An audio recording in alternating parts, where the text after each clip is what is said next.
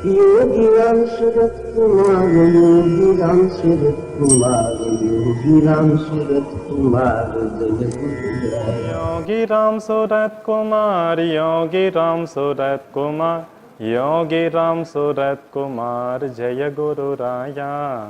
योगी राम सूरत कुमार, योगी राम सूरत कुमार, योगी राम सूरत कुमार, जय गुरुराया।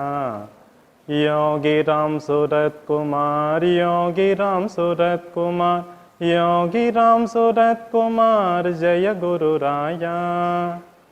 வணக்கம். கரூர் யோகி ராம் சுரத்குமார் நாமாலயம் துவங்கிய நிகழ்வை பற்றி அடியேன் எனக்கு தெரிஞ்சதை நான் சொல்கிறேன். எனக்கு பகவான் அறிமுகமான ஆண்டு 2007. 2007 ஒரு கார்த்திகை தீபத்தன்னைக்கு திருவண்ணாமலை போகலான்னு சொல்லிட்டு திருவண்ணாமலை போய் அன்னைக்கு கிரிவலம் சுற்றினேன். கிரிவலம் சுற்றி கடைசியாக பகவான் யோகி ராம் சுரத்குமார் ஆசிரமம் அந்த போர்டை பார்த்தோன்னே ஏற்கனவே என்னுடைய நண்பர் ஒருத்தர் நம்ம பகவானுடைய ஆசிரமத்தை பற்றி சொல்லியிருந்தார். சரின்னு சொல்லிட்டு உள்ளே போகலான்னு சொல்லிட்டு ஆசிரமத்துக்குள்ளே நுழைஞ்சேன். உள்ளே போகும்போது எனக்கு தெரியாது பகவான் யோகி ராம் சுரத்குமார் தான் இனி நம்ம வாழ்க்கை, நம்மளை முழுமையாக அவர் தான் ஆட்கொள்ள போகிறாருங்கிறது எனக்கு அப்போ தெரியல. ஆனால் உள்ளே போகும்போதே ஒரு தெய்வீக அனுபவமாக இது வரைக்கும் ஏதோ ஒரு பார்க்காத ஒரு ஆனந்தம் மனதில் தோன்றுச்சு. அப்போ உள்ளே போனேன். பிரதான் மந்திருக்கு உள்ளே போனோடனே எல்லோரும் உட்காந்து நாம சொல்லிட்டு இருந்தாங்க. எனக்கு எல்லாமே புதுசாக இருந்தது. உள்ளே போயிட்டு நாம சொல்லிவிட்டு நானும் ஒரு அரை மணி நேரம் அந்த ஆசிரமத்தில் உட்காந்துருந்து நாம சொல்லிவிட்டு ஒரே ஒரு பிரார்த்தனை, அது கிரிவல பாதம் முழுக்க அந்த பிரார்த்தனை தான் வச்சுட்டு வந்தேன். அப்போ எனக்கு தொழில் எதுவும் அமையாமல் வேலையும் இல்லாத ஒரு சூழ்நிலையாக இருந்துச்சு. வேலையோ தொழிலோ எனக்கு ஏதோ ஒன்று வேணும் அப்படின்னு சொல்லிட்டு எல்லா கிரிவல பாதையில் இருக்கிற அத்தனை லிங்கங்கள், ரமணாசிரமம், சேஷாத்திரி சுவாமிகள் ஆசிரமம், அனைத்து கோயில்கள்லையும் அது ஒரு பிரார்த்தனை மட்டும் வச்சுட்டே வந்தேன். அதே மாதிரி பகவான் யோகிராம் சுரத்குமார் ஆசிரமத்திலையும் உள்ளே போன உடனே அந்த பிரார்த்தனை தான் வச்சேன். வேலையோ தொழிலோ எனக்கு ஏதோ ஒன்று அமைச்சு கொடுங்க அப்படின்னு சொல்லிட்டு பிரார்த்தனை முடிச்சுட்டு நாமத்தை முடிச்சுட்டு வெளியில் பிரதான் மந்திரிக்கு வெளியில் ஃபோனை அப்போ தான் சுவிட்ச் ஆன் பண்ணுறேன். ஆஃப் பண்ணியிருந்த ஃபோனை சுவிட்ச் ஆன் பண்ண உடனே ஒரு கம்பெனிலேருந்து இன்டர்வியூக்கு ஒரு கால் வருது. எனக்கு நம்பவே முடியல. இப்போ தான் பிரார்த்தனை பண்ணிட்டு வந்தோம். இத்தனை கோயில்களில் இத்தனை மகான்களுடைய ஆசிரமத்தில் எல்லாத்துலேயுமே நம்ம பிரார்த்தனை பண்ணோம், ஆனால் எங்கேயுமே எந்த பதிலும் இல்லை. இங்கே மட்டும் இன்டர்வியூ கூப்பிட்றாங்களே அப்படின்னு சொல்லிட்டு அப்போ நான் என்ன சொல்கிறேன், இன்டர்வியூக்கு நான் வரமாட்டேன், ஏற்கனவே நான் அட்டன் பண்ணேன், நீங்கள் ரெஸ்பான்ஸ் பண்ணலன்னு சொல்கிறேன். அவங்க சார் தயவு செஞ்சு வாங்க, எம்டி இன்டர்வியூ எடுக்கிறாரு, தயவு செஞ்சு வாங்கினா அவங்க ரெக்வஸ்ட் பண்ணி கூப்பிட்றாங்க. சரி வரேன்னு சொல்லிவிட்டு ஃபோனை ஆஃப் பண்ணிவிட்டு திரும்பி கோயிலை பார்த்தேன், பிரதான் மந்திரை. இந்த இடம் என்ன வித்தியாசமாக இருக்குது, இது வரைக்கும் இந்த மாதிரி அனுபவத்தை நம்ம பார்த்ததே இல்லையே, பிரார்த்தனை முடிச்சுட்டு வெளியில் வந்த உடனே வரம் கிடைச்ச மாதிரி இருக்கு அப்படின்னு சொல்லிட்டு வீட்டுக்கு இன்டர்வியூ அட்டன் பண்ணேன். வேலை கிடச்சிது. அங்கே நிறைய அனுபவங்களை பகவான் எனக்கு கொடுத்து நாமத்தை உணர வச்சார். இப்போ அந்த நாமத்தை நான் நிறையா சொல்கிறதுக்கு எனக்கு அந்த இடத்துல நிறைய வாய்ப்பு கிடச்சிது. எப்பவுமே எனக்கு இந்த மாதிரி ஒரு நல்ல விஷயங்கள் கிடைச்சா அதில் ரொம்ப தீவிரமாக பிடிச்சக்கூடிய குணம் எனக்கு இருக்குது. அப்போ அந்த நாமத்தை பகவானுடைய அருளால் அந்த நாமத்தை எப்பொழுதும் நாமம், காலையில் தூங்கி எழுந்திரிச்சா 1 மணி நேரம் நாமம், நைட்டு படுக்க போகும்போது 1 மணி நேரம் நாமம், இது தவிர வண்டியில் போகும்போது வரும்போது நேரம் கிடைக்கும் போது எல்லாம் நாமத்தை சொல்ல சொல்ல சொல்ல என்னோட பணிகள் எல்லாமே தானாகவே நடக்கிறத நான் உணர ஆரம்பித்தேன். அப்போ அந்த நாமத்தோட சக்தி எனக்கு நிறைய புரிய ஆரம்பிச்சிது. அதுக்கப்புறம் திருவண்ணாமலை வர்றது, மாதத்தில் 1 நாள் தொடர்ச்சியாக நாள் பூரா உட்காந்து நாம சொல்கிறது, இந்த மாதிரி நிகழ்வுகள்லாம் நடந்துட்டு இருந்த டைமில் அப்போவே என்னோட மனதில் ஒரு எண்ணம், ஒரு 3 மாதத்திலேயே 2007 கார்த்திகை தீபத்தில் நான் ஆலயத்துக்கு ஆசிரமத்துக்கு போய் ஒரு 3 மாதங்கள்லேயே ஒரு எண்ணம் பழிச்சிட ஆரம்பிச்சிது, கரூரில் நம்ம தான் கோயில் கட்ட போகிறோம் அப்படின்னு சொல்லிட்டு. ஆனால் அன்னைக்கு நான் சாதாரண மாத சம்பளத்துக்கு வேலைக்கு போகிற ஒரு ஆளாக தான் நான் இருந்தேன். ஆனால் மனதுக்குள்ளே இந்த எண்ணம் எழறதை என்னால் தடுக்க முடியல. என்னுடைய நண்பர் தனபால்னு என் கூட அப்போ கோயிலுக்கு வந்துட்டு இருந்தார். அவர்கிட்டையும் நான் இந்த அனுபவத்தை இந்த மாதிரி எனக்கு தோணிட்டு இருக்குங்கிறத பதிவு பண்ணியிருக்கேன். இதுக்கப்புறம் 2007க்கு அப்புறம் பார்த்தீங்கன்னு சொன்னால் வாழ்க்கை நார்மலாக போகாமல் பொருளாதார ஏற்றத்தாழ்வில் மேடு பள்ளமாக கொஞ்சம் இருந்துட்டு இருந்த சமயம். அப்போ அந்த கோயில் கட்டத்தை பற்றி நம்மளால் நினைக்க முடியல. அதுக்கப்புறம் 2014 வாழ்க்கை வந்து ஒரு சமநிலைக்கு வருது. அந்த டைமில் ஒரு பொருளாதாரத்தில் ஒரு நிறைவு, வாழ்க்கையிலே வந்து ஒரு சமமான நிலை வந்துருச்சு. இனி வந்து இந்த நாமத்தை வந்து உலகத்துக்கு கொடுக்கணுங்கிற எண்ணத்தை வந்து பகவான் என் மனசில் வந்து ஏற்படுத்தினார். அப்போ நான் என்ன பண்ணுறேன், 2014 திருவண்ணாமலை ஆசிரமத்துக்கு வந்து கரூரில் வந்து பகவானுடைய ஆலயம் அமையணும்னு சொல்லிட்டு ஒரு பிரார்த்தனை கடிதம் எழுதி போட்டேன். எழுதி போட்டுட்டு அங்கே திருவண்ணாமலை யோகிராம் சுரத்குமார் ஆசிரமத்தில் இருக்கும் அருள் அன்னை தேவகி மாதாஜி அவங்கக்கிட்ட வந்து, அம்மா இந்த மாதிரி கரூரில் வந்து ஆலயம் வரணும்னு பிரார்த்தனை கடிதம் எழுதி போட்டிருக்கேன்னு சொல்லி சொன்னேன். நான் சொல்லிகிட்டு இருக்கும்போதே இன்னொரு அன்பர் வந்தார். அங்கே அவர் வீடு கட்டி கிரக பிரவேசத்துக்கு பத்திரிக்கை கொண்டு வந்து கொடுக்குறாரு அம்மாட்ட. அப்போ அம்மா சொல்கிறாங்க, நீ ஆலயம் வரணும்னு சொல்லி பிரார்த்தனை கடிதம் எழுதி போட்டேங்கிற, கட்டணம் கட்டி முடித்து கிரக பிரவேசத்துக்கு பத்திரிக்கை கொடுக்குறாங்க, கோயில் வந்துருச்சுன்னு நினச்சிக்க போ அப்படின்ட்டாங்க. அதுக்கப்புறம் கொஞ்ச நாள் கழித்து அம்மாட்ட நான் கேட்டேன், இந்த நாமத்தை வந்து மக்களுக்கு எப்படி கொண்டு போய் சேர்க்கிறது, நான் வந்து ஒரு ரூம் மாதிரி எடுத்து ஒரு வழிபாடு மையம் மாதிரி நடத்துட்டுமா அப்படின்னு சொல்லி கேட்டதுக்கு அம்மா இருந்துட்டு, முதல்ல அதை பண்ணாமல் முதல்ல வீட்டில் ஆரம்பி, வீட்டில் வந்து உன்னுடைய நண்பர்கள் உறவினர்கள் தெரிஞ்சவங்களை கூப்பிட்டு வாரத்தில் ஒரு நாள் வந்து ஒரு சத்சங்கம் மாதிரி வச்சு பகவான் நாம சொல்லி சத்சங்கம் மாதிரி பண்ணு, அப்புறம் மறுபடியும் நம்ம பண்ணிக்கலாம் அப்படின்னு சொல்லி சொல்லிட்டாங்க. அப்போ நான் வீட்டில் ஆரம்பித்தேன். முதல்ல வந்து பக்தர்கள் வந்து கொஞ்சம் வந்துகிட்டு இருந்தாங்க. வியாழக்கிழமை என்னுடைய நண்பர் எனக்கு வந்து பகவான் யோகிராம் சுரத்குமார் அறிமுகப்படுத்தின சரவணன் சார் வீட்லேயும் எங்களுடைய வீட்லேயும் மாறி மாறி வந்து இந்த நாம சத்சங்கம் வந்து நடந்துட்டு இருந்தது. இது நடந்துட்டு இருக்கும்போது ஒரு வருடம் அப்படி போயிருக்கும். மக்கள் வந்து வீடுகளுக்கு வர்றதுக்கு பார்த்தீங்கன்னா ஒரே வீட்டுக்கு திருப்பி வர்றதுக்கு வந்து அவ்வளோவா வந்து விரும்பல. அப்போ இந்த காலகட்டத்தில் என்ன பண்ணணும்னு கேட்டால் மக்களுடைய வரவு வந்து ரொம்ப குறைஞ்சி போயிடுச்சு. அப்போ மனதில் மறுபடியும் அந்த வழிபாடு மையம் ஆரம்பிக்கணுங்கிற எண்ணம் வந்து எனக்கு தோணிகிட்டே இருந்தது. அப்போ இடமும் பார்த்துக்கிட்டு இருந்தேன். ஆனால் கொஞ்சம் இடம் என்னோட மனசில் இருக்கிற மாதிரி பெரிய இடமா பார்த்ததுனால இடமும் சரியாக அமையல. ஆனால் மனதுக்குள்ளே இது தோணிகிட்டே இருந்துச்சு. அப்போ அந்த தடவை வந்து ஒரு பௌர்ணமிக்கு திருவண்ணாமலை யோகிராம் சுரத்குமார் ஆசிரமம் 2016 போகிறேன், ஜூன் மாதம் போகிறேன். நான் ஆசிரமத்துக்குள்ளே உள்ளே போய் அந்த பிரதான் மந்திருக்கு முன்னாடி உள்ளே போகல, அந்த முன்னாடியே தேவகி அம்மா நின்றுட்டுருக்காங்க வாயில் படியிலேயே. நான் அவங்கக்கிட்ட எதுவுமே சொல்ல, அவங்கள பார்த்து வணங்கின உடனே அம்மா இருந்துட்டு, கரூர்லேருந்து நிறைய பேர் இங்கே வர்றாங்க ஆசிரமத்துக்கு, கரூரில் நாம சொல்கிறதுக்கு ஒரு இடம் இருந்தால் எங்களுக்கு சௌகரியமாக இருக்கும், நாங்கள் போய் நாம சொல்லுவோம்னு சொல்லி கேட்குறாங்க. நீ தான் ஒரு வழிபாடு மையத்தை ஆரம்பிக்கணும், பகவான் உன் கூட இருப்பார், நீ தான் அதை செய்யணும் அப்படின்னு சொல்லி சொல்லிட்டாங்க. எனக்கு வந்து அது என்னன்னு கேட்டால் ஒரு மந்திர தீட்சை மாதிரி, ஒரு அருள் ஆணை மாதிரி மனதில் பட்டு உடனடியாக அந்த காரியத்தை நம்ம செய்யணுங்கிற அந்த உணர்வு வந்து தானாகவே உள்ள ஒரு அருள் ஆணையாக வந்து எனக்கு வந்துருச்சு.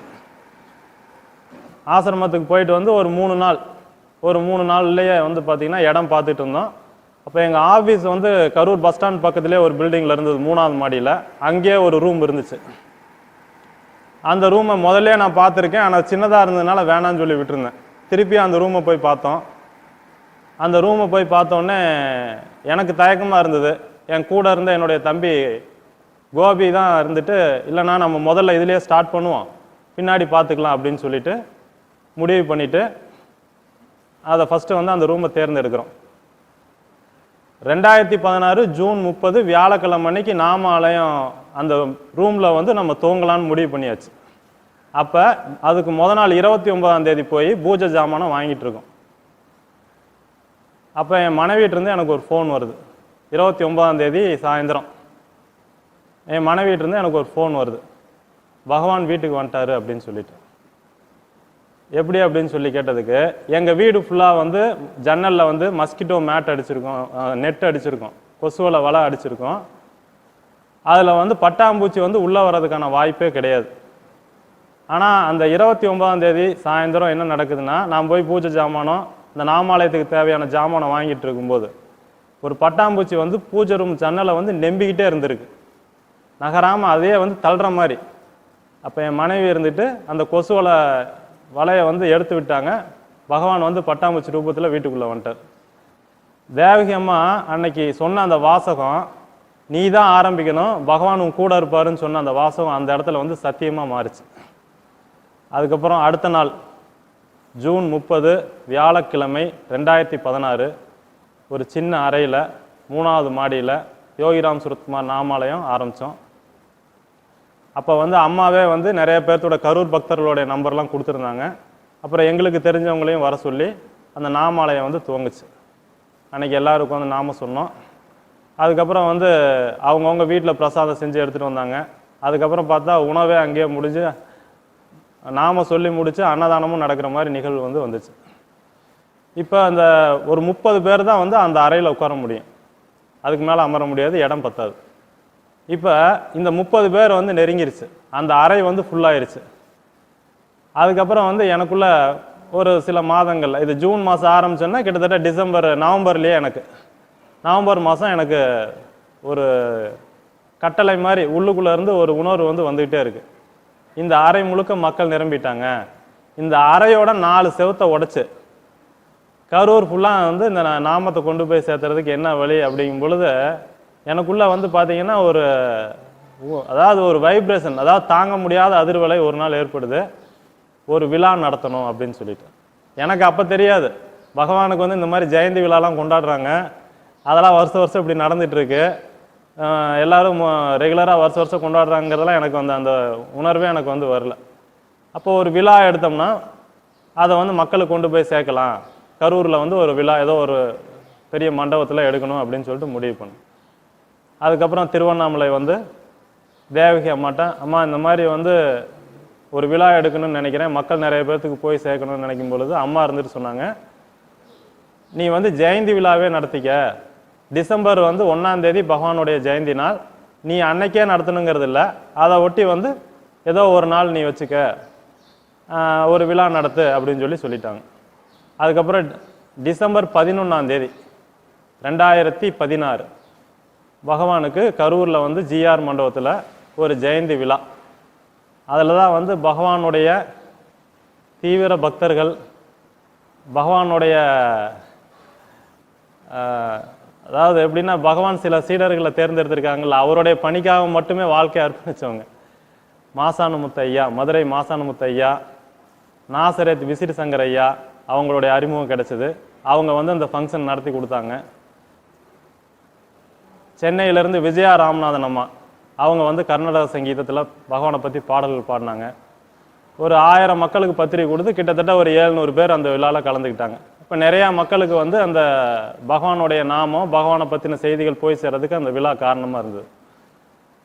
அந்த விழாவில் குறிப்பிடத்தக்க நிகழ்வு அப்படிங்கும்பொழுது என்னென்னா, விஜயா ராமநாதன் அம்மா வந்து ஒரு கர்நாடக சங்கீதத்தில் ஒரு பாடல் பாடிட்டு இருந்தாங்க, பகவானை பற்றின பாடல். வண்ணத்து பூச்சியே வா, மேடை ஏறி வா, பாட்டு பாடிவான்னு சொல்லிட்டு அதில் வரிகள் வந்தது. அந்த பாடல் பாடும் பொழுது பகவான் பட்டாம்பூச்சி வடிவத்தில் வந்து மேடையில் அவங்க பக்கத்திலே அமர்ந்துக்கிட்டாங்க. இது வீடியோலையும் பதிவாயிருக்கு.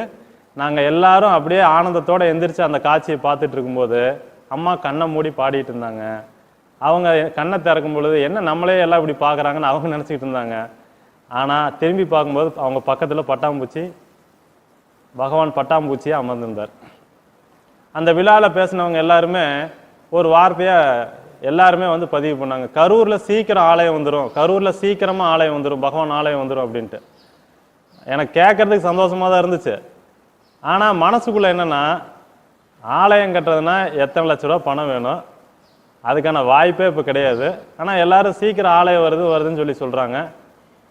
சரி, ஓகே, பகவானுடைய அருள்னு சொல்லிட்டு அவங்க சொன்னதை நான் ஏற்றுக்கிட்டேன், அவ்வளோதான். பிரார்த்தனை மட்டும் வச்சுக்கிட்டே இருந்தோம், பகவானுக்கு வந்து கரூரில் நல்ல ஆலயம் அமையணும், சீக்கிரமாக அமையணும்னு சொல்லி பிரார்த்தனை மட்டும் வச்சுக்கிட்டே இருந்தோம். இப்போ இந்த ஃபங்க்ஷன் ஜெயந்தி விழா முடிஞ்ச உடனே மக்கள் கூட்டம் இன்னும் கொஞ்சம் அதிகமாச்சு. அப்போ அந்த ரூம் பத்தாமல் மேலே மொட்டை மாடியில் ஒரு 60-70 பேர் பக்கம் வர ஆரம்பித்தாங்க. மேலே மொட்டை மாடியில் வச்சு நடத்திக்கிட்டு இருந்தோம். அப்போ பார்த்தீங்கன்னா பனி, குளிர், கொசுக்கடி, இது எல்லாம் பார்த்தீங்கன்னா நாம சொல்கிறதுக்கு இடையூறாக இருந்துச்சு, மக்களும் சிரமப்பட்டாங்க. அப்போ ஒரு அடுத்த முடிவு பண்ணி ஒரு வழிபாடு மையம் வந்து பெருசாக வாடகைக்கு எடுக்கலாம் அப்படின்னு சொல்லிட்டு பெருசாக எடுக்கிறதுக்காக நிறையா இடம் போய் பார்த்தோம். ஆனால் எதுவுமே மனசுக்கு திருப்தியாக அமையல. இந்த டைமில் என்ன நடக்குதுன்னு கேட்டால், நம்ம கோயிலை சேர்ந்த இப்போ ட்ரஸ்டியாக இருக்கிற செந்தில் அண்ணங்கிறவர், அவர் வந்து நான் ஒரு இடம் வாங்குற மாதிரி இருக்கு, அந்த இடத்துல வேணால் நீங்கள் வந்து செட்டு போட்டுக்குங்க, நம்ம வந்து செட்டு போட்டுக்கலாம், தேவையானப்போ நம்ம ஆலயம் கட்டும் பொழுது வந்து அந்த செட்டை பிரிச்சுக்கலாம் அப்படின்னு சொல்லி ஃபஸ்ட்டு வந்து ஒரு இடத்த வந்து காமிச்சார். அப்போ அந்த இடத்த பார்த்தோம், இடம் வந்து திருப்தியாக இருந்தது. அதுக்கப்புறம் அந்த இடத்த வந்து அவர் விலை பேச போகும்போது நாங்களும் எங்கள் இப்போ கோயிலில் ட்ரஸ்டியாக இருக்கிற எல்லாரும் சேர்ந்து போய் அந்த இடத்த வந்து போய் விலை பேசி முடித்தோம். அட்வான்ஸ் முடித்த உடனே எங்கள் மனசுக்குள்ளே தோணுது, எல்லாரும் சேர்ந்து தான் வந்து அந்த இடத்த வாங்கணும் அப்படின்னு சொல்லிட்டு. சரி, எல்லாம் சேர்ந்தே வாங்கிடலாம் அப்படின்னு முடிவு பண்ணி கோயில் வந்து கட்டுமான வேலையை வந்து ஆரம்பிக்கிறோம். இதுக்கு இடையில ஒரு சின்ன நிகழ்வு என்ன நடந்துச்சுன்னு கேட்டால், அந்த பகவானுடைய ஜெயந்தி விழா நடத்தணும் அல்லவா, அதுக்கு வந்து 2 லட்ச ரூபா செலவாகுன்னு சொல்லி எஸ்டிமேட் போட்டிருந்தோம். அப்போ இப்போ ட்ரஸ்டியாக இருக்கிற நாங்கள் எல்லாரும் சேர்ந்து அந்த செலவை போட்டு பண்ணி முடிச்சிடலாம் அப்படின்னு சொல்லி முடிவு பண்ணியிருந்தோம். ஆனால் என்னன்னு கேட்டால், அந்த ஜெயந்தி விழா நடக்கிறதுக்குள்ளேயே எங்களுக்கு வந்து ஒரு 3.5 லட்ச ரூபா வருமானமாக தானாகவே வந்துருச்சு ஒரு தொழிலில். அப்போ நாங்கள் என்ன பண்ணோம், அந்த பணத்தை வச்சு ஜெயந்தி விழா முடிச்சுக்கலான்னு முதல்ல முடிவு பண்ணியிருந்தோம். ஆனால் ஜெயந்தி விழா முடிஞ்ச உடனே இப்போ ட்ரஸ்ட்டில் இருக்கிற சில பேர் என்ன சொல்லிட்டாங்கன்னா, நம்ம தானே கையிலேருந்து பணம் போட்டு அந்த விழா முடிக்கிறேன்னு சொல்லியிருந்தோம், அப்போ ஏன் இந்த பணத்தை எடுக்கணும், அந்த பணம் வந்து நமக்கு வந்து பின்னாடி ஏதாவது தேவைப்படும் அப்படின்னு சொல்லிட்டாங்க. அப்போ நாங்கள் ட்ரஸ்டி எல்லோரும் கையிலேருந்து பணம் போட்டு அந்த விழாவை முடிவு பண்ணி இந்த 3.5 லட்ச ரூபாயை டெபாசிட்டாக அப்போவே வந்து நாமாலயத்துக்கு வந்து ஒதுக்கிட்டோம். இப்போ அந்த 3.5 லட்ச ரூபாயை வச்சுட்டு தான் இப்போ நாங்கள் பேசி முடித்த இடத்துல செட்டு போகிறதுக்கு ரெடி பண்ணுறோம். கையில் இருக்கிற தொகை 3 லட்சம், இடமே 30 லட்சம். அந்த 30 லட்சம் பணத்துக்கு என்ன பண்ண போகிறோன்னு தெரியல. இப்போ கோயில் வந்து கட்டுறதுக்கு வந்து முழுமையாக எவ்வளோ ஆகுன்னு தெரியல. நாங்கள் கோயில் கட்ட போகிறோன்னே எங்களுக்கு தெரியல. எங்களுடைய நோக்கம் வந்து வழிபாடு மையம், பெரிய வழிபாடு மையம், உட்காந்து நாம சொல்லணும், இதுதான் வந்து எங்களுடைய நோக்கம். அப்போ வந்து பணங்கிறத பற்றி ஒன்றும் கவலை இல்லை, வேலையை வந்து ஆரம்பிச்சாச்சு. மார்ச் 6, 2017 இந்த இடத்துக்கு வந்து பூமி பூஜை போட்டு வேலையை ஸ்டார்ட் பண்ணிட்டோம். இப்போ முதல்ல டைனிங் ஹால் வந்து வேலையாகுது. அடுத்தது வந்து இப்போ கோயிலாக இருக்கக்கூடிய இந்த இடம் நாங்கள் வழிபாடு மையம் நினச்சிக்கிட்டு வேலையை ஸ்டார்ட் பண்ணிட்டோம். இப்போ இந்த வேலை நடந்துகிட்டு இருக்கு, ஹாலும் பெருசாக வந்துருச்சு, பணத்தை பற்றியும் எந்த ஐடியாவும் கிடையாது. அப்பப்போ எல்லாம் கையிலேருந்து போட்டு நடத்திட்டு இருக்கோம். இப்போ இந்த இடத்துல நோக்கம் வழிபாடு மையம், ஃபோட்டோ வச்சு கும்பிடணுங்கிறது. ஆனால் ஹால் பெருசாக போயிடுச்சு. ஃபோட்டோ வச்சா அந்த இடத்துக்கு வந்து அழகு இல்லாத மாதிரி இருக்குது பார்த்தா. அப்போ என்ன பண்ணுறோம், சரி கம்மியான ரேட்டில், ரொம்ப கம்மியான விலையில் ஏதாவது ஒரு விக்கிரகம் கிடச்சா வாங்கிட்டு வந்து வச்சிடலாங்கும் போது இந்த மார்பிள் பவுடரில் சில பகவான் விக்கிரகங்கள் வந்து சில ஆலயங்களில் வச்சுருக்காங்க. அது வந்து ஒரு 50,000 ரூபா விலை வரும் அப்படின்னு சொல்லியிருந்தாங்க. சரின்ட்டு அந்த விக்கிரகத்தை போய் பார்க்கும் பொழுது அது வந்து வருடம் ஒரு முறை வந்து பெயிண்ட் பண்ணுன்னு சொல்லியிருந்தாங்க. அது வந்து எங்களுக்கு வந்து ஏற்புடையதா இல்லை. சுவாமி விக்கிரகத்துக்கு வந்து வருடம் எப்படி பெயிண்ட் பண்ணுறது, ஒரு அபிஷேகம் இதெல்லாம் பண்ண முடியாதுன்னு சொல்லிட்டு அடுத்தது என்ன விக்கிரகம் பண்ணலான்னு பார்க்கும்போது கருங்கல் விக்கிரகம். அப்போ வந்து சுவாமியோட ஆலயம் ஒன்று வேலையாயிட்டு இருந்தது. அவங்களுடைய விக்கிரகமும் வந்து கிட்டத்தட்ட முடியும் தருவாயில் இருந்தது. அவங்களும் சொன்னாங்க போய் பாருங்க அப்படின்னு சொல்லிட்டு. அப்போ அந்த விக்கிரகத்தை போய் பார்த்தோம். எங்களுக்கு வந்து பார்த்தீங்கன்னா அதை விட பெட்டராக வேணும்னு சொல்லி தோணும்போது பகவானுடைய அத்தனை கருங்கல் விக்கிரகமும் எடுத்து பார்த்தோம். எங்களுக்கு வந்து மனசில் வந்து பார்த்தீங்கன்னா இதை விட பெட்டராக செய்யணும், இதை விட விக்கிரகங்கிறது வந்து இன்னும் தத்ரூபமாக இருக்கணும் அப்படின்னு சொல்லிட்டு மனசில் வந்து ஒரு எண்ணம் தோணிகிட்டே இருந்தது. அப்போ நாங்கள் ஒரு முடிவுக்கு வந்தோம். அவர் மதுரை மாசானமுத்து ஐயா வந்து எங்களுக்கு ஒரு கைட் பண்ணார். நீங்கள் எதிர்பார்க்குற டேஸ்ட்டில் வந்து கல் விக்கிரகத்தில் அமையிறது சிரமம், அதனால் வந்து நீங்கள் வந்து ஐமொன் விக்கிரகத்துக்கு போய்க்குங்க, மெட்டலுக்கு போய்க்குங்க அப்படின்னு சொல்லிட்டு ஒரு சிற்பியோட கான்டாக்ட் பண்ணி விட்டார். 50,000 ரூபா விக்கிரகத்தை விலையை நாங்கள் தீர்மானிச்சிருந்தது அந்த ஐமொன் விக்கிரகத்துக்கு, மெட்டல் விக்கிரகத்துக்கு 4 லட்ச ரூபாய்க்கு போயிடுச்சு விலை. அப்போ வந்து ஏப்ரல் 1ஆம் தேதி சரி பரவாயில்ல, விக்கிரகம் தத்ரூபமாக வரணும், 4 லட்ச ரூபா விலை இருந்தாலும் பரவாயில்ல அப்படின்னு சொல்லிட்டு முடிவு பண்ணி அடுத்த நாள் காலையில் சென்னை போய் அந்த சிற்பிக்கு அட்வான்ஸ் கொடுக்கறது மெட்டல் விக்கிரகத்துக்கு.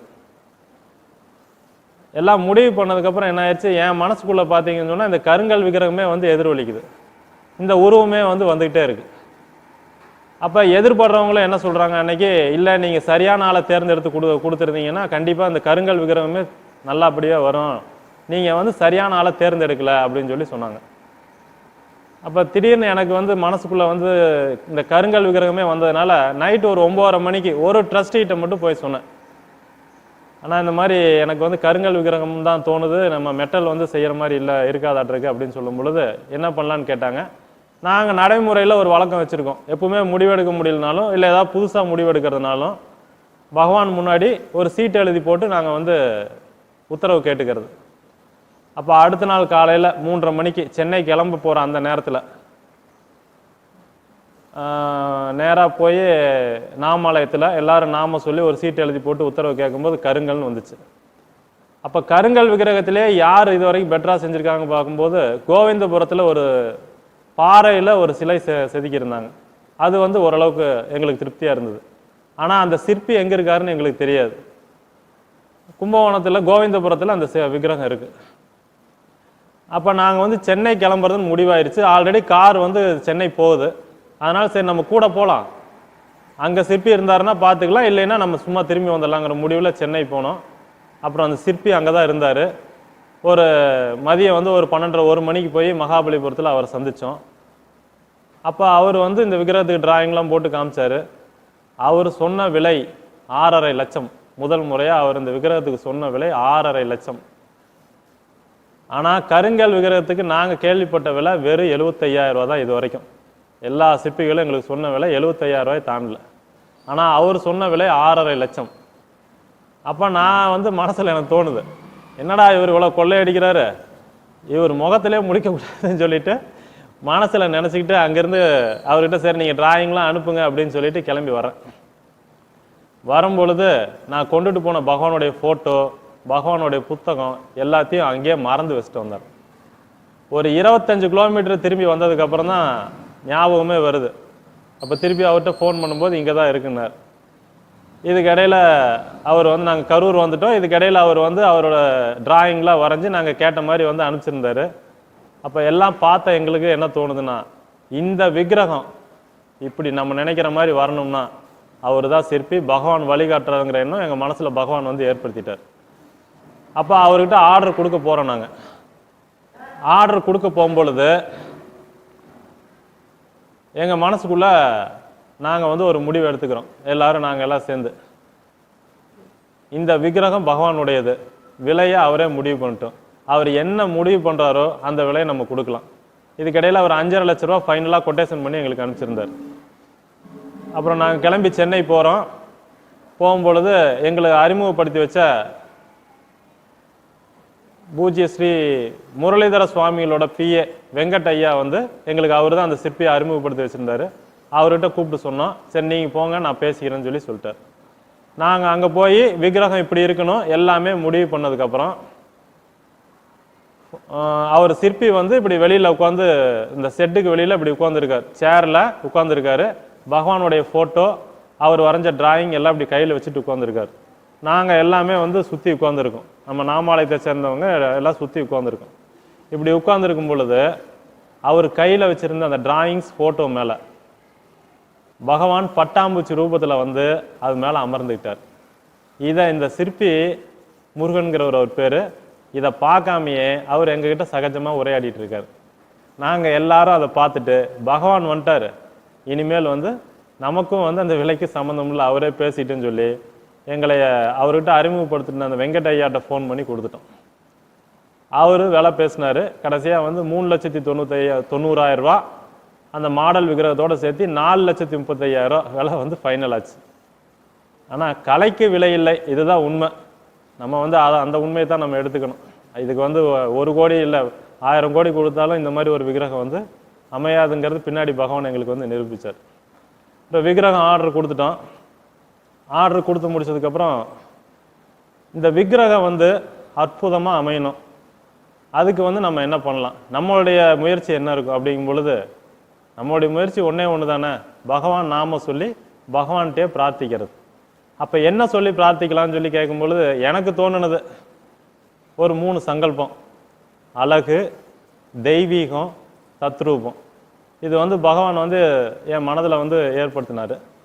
நான் இந்த சங்கல்பத்தை பகவான் உங்கள் சிலை வந்து இந்த மாதிரி அழகு, தெய்வீகம், தத்ரூபமாக அமையணும்னு சொல்லி நாம சொல்லிட்டு பிரார்த்தனை பண்ணினேன். மற்ற பக்தர்கள் இங்கே நாமாலயத்துக்கு வரக்கூடிய பக்தர்கள் எல்லாத்துக்கும் இந்த 3 சங்கல்பத்தை கொடுத்து இதையே பிரார்த்தனை பண்ண சொல்லி சொன்னோம். எல்லாரும் பிரார்த்தனை பண்ணோம். நாமாலயத்தை சேர்ந்த எல்லாரும் பிரார்த்தனை பண்ணாங்க. இதை செஞ்சு முடிச்சதுக்கப்புறம் பார்த்தா நம்ம என்ன பிரார்த்தனை பண்ணமோ அந்த 3 சங்கல்பமும் அப்படியே அந்த சிலையில் வந்து அமைஞ்சிருந்தது. ஏன்னா நம்ம என்ன முயற்சி வேணாலும் பண்ணலாம், முடிவு அவருடையதாச்சே. அது எப்படி வரணுங்கிற முடிவு வந்து அவர்கிட்ட தானே இருக்கு. பிரார்த்தனை பண்ணலாம், சங்கல்பம் பண்ணலாம், முடிவு அவருடையது. ஆனால் பக்தர்களுடைய சங்கல்பத்தை அவர் நிறைவேற்றாமல் இருப்பாரா? நம்ம வேண்டுதலை அவரே இந்த சங்கல்பத்தை மனதில் விதைச்சாரு, அவரே பிரார்த்தனையை நிறைவேற்றி கொடுத்தார். விக்கிரகத்தை கொண்டு வந்து இங்கே அமர்த்தினார். கூரையை பிச்சுக்கிட்டு இறங்கினார். ஏன்னா உள்ளே கொண்டு வர முடியல. கூரையை பிச்சுக்கிட்டு இந்த விக்கிரகம் வந்து உள்ளே வந்து இறங்குச்சு. அதாவது வந்து பகவான் வந்து வெறும் 3.5 லட்ச ரூபா பணத்தை வச்சுக்கிட்டு, இதில் ஒரு இன்ஜினியர் கூட இருக்காங்க, ஒரு பெரிய பில்டிங் கான்ட்ராக்டர் கூட இருக்கிறாங்க. ஆனால் வந்து இந்த ஆலயத்தை வந்து அவர் அமைக்கிறார். அப்போ என்ன நடக்குது அப்படின்னு கேட்டால், இதில் கருவியாக இருக்கக்கூடிய இந்த நாமாலயத்தை சேர்ந்த நான் உட்பட அனைத்து ட்ரஸ்டிகளோட அறிவும் அந்த இடத்துல வந்து செயல்படலை. ஏன்னா இந்த ஆலயத்தை கட்டி முடிச்சு கணக்கு பார்க்கும் பொழுது இதுக்கு ஆயிருந்த செலவு 70 லட்சம் ரூபாய், கையில் இருந்த தொகை 3.5 லட்சம் ரூபாய். அப்போ என்ன நடக்குதுன்னு கேட்டால், யோகி ராம் சுரத்குமாருங்கிற அந்த தெய்வீக பேரறிவு செயல்பட ஆரம்பிக்கும் பொழுது மனித சிற்றறிவு அந்த இடத்துல செயல்படாது. இதுதான் உண்மை. இது வந்து இந்த ஆலயத்தில் மட்டும் கிடையாது, நம்ம தனி மனித வாழ்க்கையிலையும் அதுதான், நம்ம சொந்த வாழ்க்கையில இதுதான் நடக்குது. யோகிராம் சுரத்குமாருங்கிற நாமத்தை நீங்கள் கூப்பிடும் பொழுது நம்மளுடைய வாழ்க்கையை நடத்தி கொடுக்கறது யோகிராம் சுரத்குமார். அந்த இடத்துல நம்மளுடைய மனம் வந்து வேலை செய்யாது. நம்ம கையை விரிச்சிட்டா போதும், அந்த தெய்வீக அருள் நம்ம வாழ்க்கையை அது நடத்தி கொடுக்கு. இப்போ சிலை வந்துருச்சு, விக்கிரகம் வந்துருச்சு, கும்பாபிஷேகத்துக்கு நாளும் குறிச்சாச்சு. நவம்பர் 30ஆம் தேதி 2017ஆம் வருடம், அதுவும் வியாழக்கிழமை. இப்போ இந்த நாள் குறிச்சதுக்கப்புறம் வேலைகள் வேகமாக முடிவடைஞ்சது, எல்லா வேலையும் முடிஞ்சது. இப்போ இந்த பகவான் வந்து நாங்கள் மகாபலிபுரத்துலேருந்து எடுத்துகிட்டு வந்தோமே, அப்போ நடந்த ஒரு சின்ன அனுபவம், அதையும் சொல்லிடுறேன்.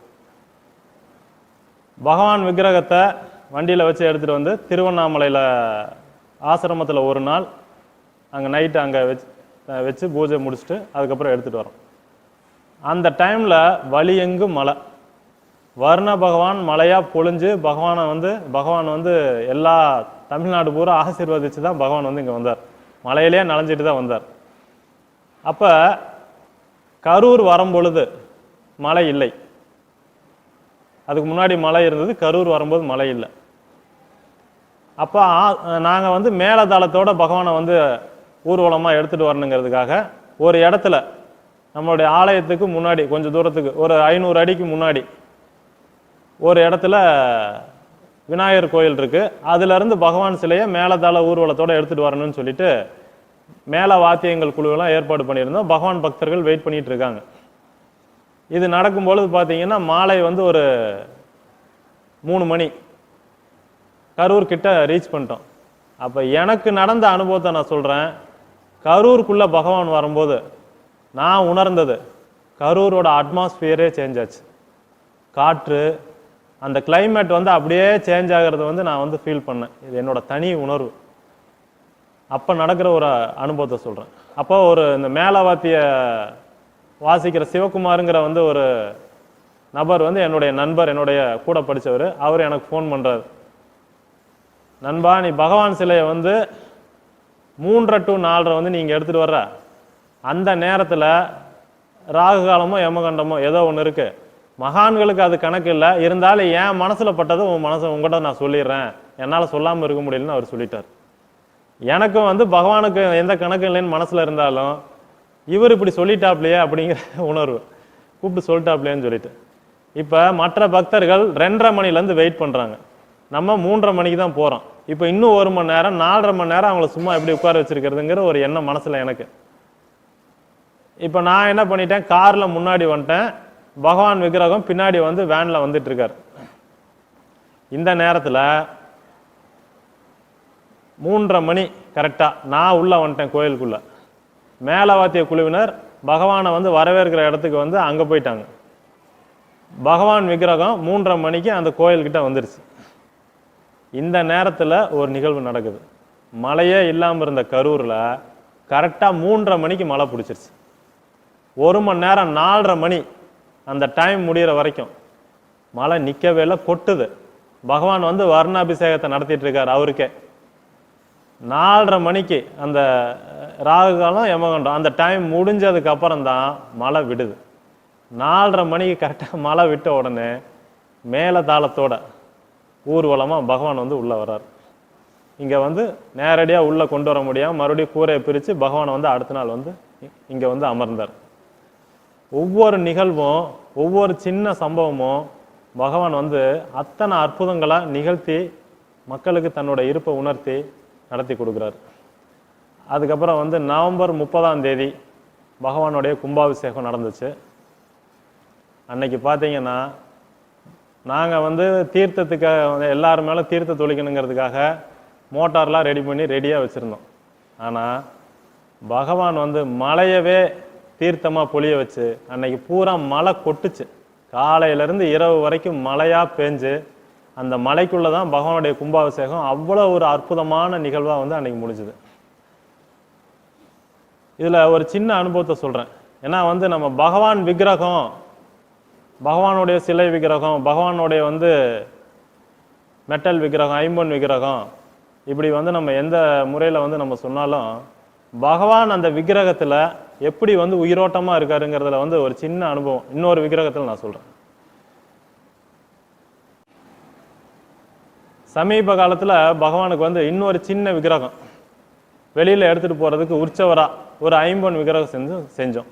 அதே சிற்பி தான் நல்ல முறையில் அவர் செஞ்சு கொடுத்துருந்தாரு அந்த விக்கிரகத்தை. அந்த விக்கிரகம் செஞ்சு எடுத்துகிட்டு வரும் பொழுது என்ன நடக்குதுன்னா, அங்கேயே சாமி கும்பிட்டு பகவானுக்கு பூஜை பண்ணி நாங்கள் ஒரு 5 பேர் காரில் போயிருந்தனால விக்கிரகம் ஒரு 40 கிலோ வெயிட் இருக்கும். சின்ன விக்கிரகம் தான் 2 அடி, ஆனால் 40 கிலோ வெயிட் இருக்கும். எங்களால் காருக்கு உள்ளே வச்சு அதை எடுத்துகிட்டு வர முடியல. அதனால் வந்து டிக்கிலேயே வந்து ஒரு படுக்கை மாதிரி செஞ்சு ஒரு நல்ல துணியெல்லாம் விரித்து போட்டு பகவான் வந்து ஒரு மெத்தையில் படுத்துருக்க மாதிரி ஏற்பாடு பண்ணி அவர் டிக்கியில் வச்சுட்டு எதிர்த்த மாதிரியே ஹோட்டல் அங்கே போய் சாப்பிட்றோம். சாப்பிட்டு முடிச்சுட்டு காரை ஸ்டார்ட் பண்ணால் மூவ் பண்ண உடனே மழை தூருது. அப்படியே பூத்தூரல் மாதிரி. மழை வர்றதுக்கான எந்த அறிகுறி இல்லை, அதுக்கு முன்னாடி மழையே இல்லை. அடுத்தது திருவண்ணாமலை ஆசிரமத்துக்கு வந்தாச்சு. கரூர்லேருந்து நிறைய பக்தர்கள் பஸ்ஸில் வந்திருந்தாங்க. அன்னைக்கு பூரா வந்து பகவானுக்கு வந்து திருவண்ணாமலை கர்ப்ப கிரகத்தில் சின்னமும் வந்து நம்ம கொண்டு போயிருந்த உற்சவருக்கும் அபிஷேகம் ஆராதனை எல்லாம் நடந்துச்சு. இப்போ கரூர் பக்தரெல்லாம் கிளம்புனதுக்கப்புறம் இரவு ஒரு 9:30 மணி, ஒரு 9:30 மணி அந்த நேரத்துக்கு பகவான் சிலையை எங்களுக்கு எடுத்து கொடுத்தாங்க ஊருக்கு நாங்கள் கொண்டு வர்றதுக்காக. கரெக்டாக 9:30 மணிக்கு பகவான் விக்கிரகத்தை எடுத்து காரில் பேக் சீட்டில் வச்சு நானும் கோபிங்கிற தம்பியும் 2 பேரும் பிடிச்சிக்கிட்டோம். கரெக்டாக காரை மூவ் பண்ணுறோம். காரை மூவ் பண்ணோடனே மழை கொட்டுது. அதுக்கு முன்னாடி மழை இல்லை, நாள் பூரா அன்னைக்கு மழை இல்லை. நாங்கள் காரில் உட்கார வச்சு பகவானை ஸ்டார்ட் பண்ணோடனே மழை. இப்போ பகவான் வந்து எப்படிப்பட்ட ஆசீர்வாதத்தை அவருடைய சின்ன விக்கிரகத்துக்கு கொடுக்குறாரு பாருங்க. அதே தான் நாமத்துக்கும். நாமம் தானே இந்த ஆசீர்வாதத்தெல்லாம் நமக்கு ஈர்த்து கொடுக்குது. பகவான் விக்கிரகங்கிறதுக்கு மட்டும் இல்லை, அது விக்கிரகம் அல்ல, பகவான் தான் உயிரோட்டமாக அதில் இருக்கார். அது யார் வச்சிருக்கிற விக்கிரகமாக இருந்தாலும் சரி, அது வந்து பகவான் தான். பகவான் நினச்சி நம்ம பார்த்தா பகவான் தான். இப்படிப்பட்ட அனுபவம்லாம் வந்து எங்களுக்கு இந்த ஆலயம் கட்டும்போது நிறைய அந்த மாதிரி ஆன்மீக அனுபவங்களை பகவான் கொடுத்து இந்த நம்பிக்கையை வந்து ஏற்படுத்தினார். இப்போ பகவானோட ஆலயம் வந்து ஸ்டார்ட் ஆச்சு. இப்போ இங்கே வந்து எப்படிப்பட்ட நிகழ்வு நடந்துகிட்டு இருக்கு அப்படின்னு சொல்லி சொன்னால், முதல்ல வந்து பார்த்தீங்கன்னு சொல்லி சொன்னால் 48 நாள் மண்டல பூஜை முடிஞ்சதுக்கப்புறம் இங்கே வந்து காலை 7 மணிக்கு டெய்லி காலையில் 7 மணிக்கு வந்து இப்போ இங்கே நடை திறந்துடுறோம். திருப்பி வந்து 12 மணிக்கு வந்து நடை வந்து சாத்தப்படுது. காலையில் நடை திறந்த உடனே பகவானுக்கு வந்து ஆரத்தி, அதுக்கப்புறம் நாம ஜெபம். வழக்கமான பக்தர்கள் வந்து வழிபடுறதுக்கு வந்து 12 மணி வரைக்கும் வந்து இங்கே நடை திறந்திருக்கும்.